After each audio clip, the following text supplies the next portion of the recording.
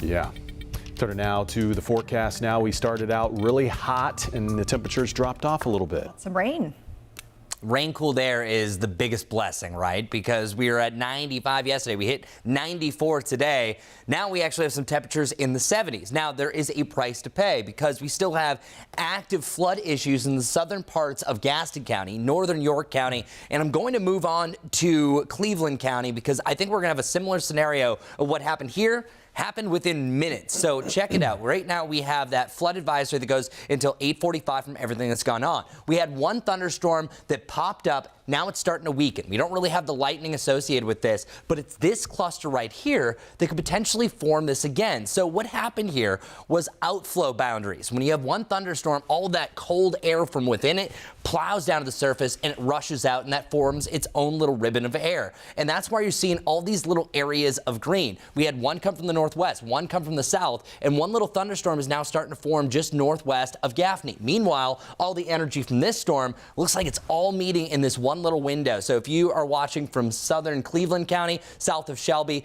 you have a decent chance for just a lot of rain coming your way, but also one to sit in place, and we could have some flood problems up to about 2 to 3 inches. Meanwhile, further off towards the east, where all this truly began, we have a couple of cells just south of Chirac. That could work its way back into around Wadesboro, but eventually this is going to exhaust itself over the next 2 to 3 hours. So here's what our futurecast is showing. I mentioned everything could collide right here, and that's exactly what this is showing over the next few minutes. And then by, let's call it about 7:38, that is going to start to weaken. Usually these type of cells don't last all that long, maybe up to about an hour before a new one starts to form. I think after the sun sets, and the sunset time, by the way, is at 8 o'clock, most of the activity is going to be done. A few outliers, but by about 10 o'clock, pretty much the map is going to be blank here. We hit 94 degrees, as I mentioned, but look at the current temperatures from that rain. It depends where you are. 79 degrees is a blessing. It feels great, even though it's super muggy right now. Areas where it didn't really rain, we still have 90 degrees in Statesville,